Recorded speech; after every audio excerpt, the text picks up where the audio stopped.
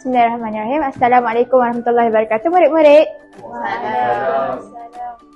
Okey, jadi hari ni kita akan belajar tajuk kata sapaan dan kata ganti nama diri. Okey, kita belajar hari ni dalam bentuk digital iaitu quizzes. Boleh? Boleh. Okey, jadi kamu semua boleh masukkan kod ini ataupun imbas QR yang di sana. Cikgu. Boleh ke tak? Boleh.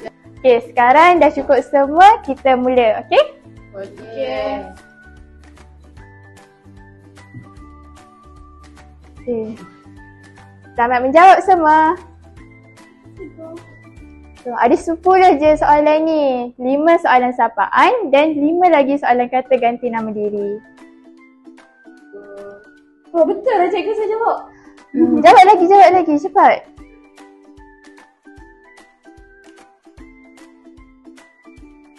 Okey tak semua? Boleh cikgu. Saya nombor 1. Oh, Aiman. Kenapa? Apa yang susah? Apa ni cikgu? Kata ganti nama diri yang sesuai untuk merujuk kepada seseorang yang sedang berbicara.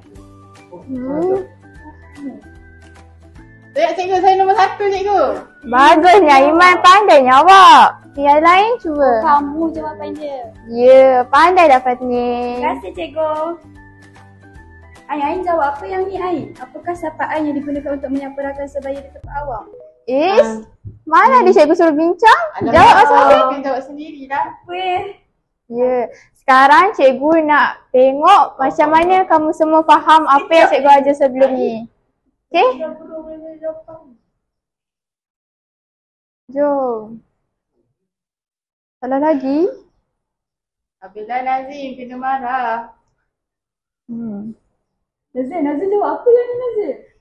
Kami. Patutnya Kami. Kami, okey. cikgu dah hadapan awak je ya. Maafkan saya cikgu. Salah lah Nazim. Apabila Itulah, cikgu dah cakap ikut kemampuan awak sendiri, bukan ikut orang lain. Tak nak dah tiru Nazim. Laju-laju ya semua. Alah, saya tadi semua dah betul. Satu tadi salah. Lepas tu siapa suruh awak tiru orang lain? Maafkan saya cikgu. Okey, jadikan itu sebagai pengalaman, okey? saya dah siap. Tengok tu, nombor 1. Wah, bagusnya Iman. Okey, nampaknya awak betul-betul faham ni apa yang cikgu ajar sebelum ni. Betul. Okey. Kita tunggu kawan-kawan awak, okey? Baik cikgu. Patrin dah turun nombor 3. Ha, nampaknya macam tu. Untuk seorang perempuan yang lebih tua. Semua dah selesai ke? Alah. Tak adil. Okey, lagi 2 orang lagi. Nazim dah siap? Sikit lagi. Satu lagi. Okey. Siap.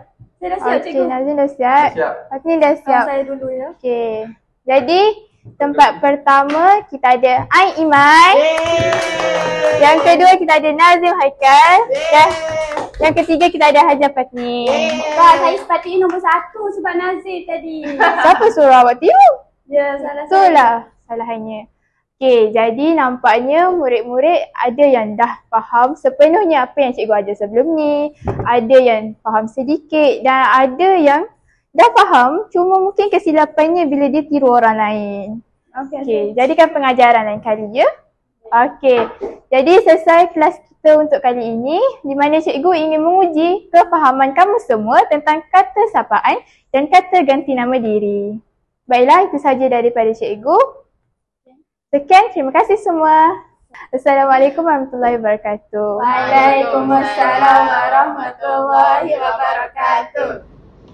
Okey, setelah selesai pembelajaran kita secara digital sebentar tadi, kini mari kita bicarakan serba sedikit tentang kebaikan penggunaan digital. Yang pertama ialah akses lebih fleksibel kerana boleh dilakukan di mana-mana sahaja. Yang kedua, pembelajaran lebih interaktif dan lebih menyeronokkan. Yang ketiga, mengasah kemahiran digital untuk seorang guru dan murid. Dan yang keempat adalah kualiti pelajar yang lebih berkesan. Jadi itu sahaja kebaikan penggunaan digital yang akan kita bincangkan. Itu sahaja pelajari oleh kumpulan kami aktiviti keempat. Sekian, Terima kasih.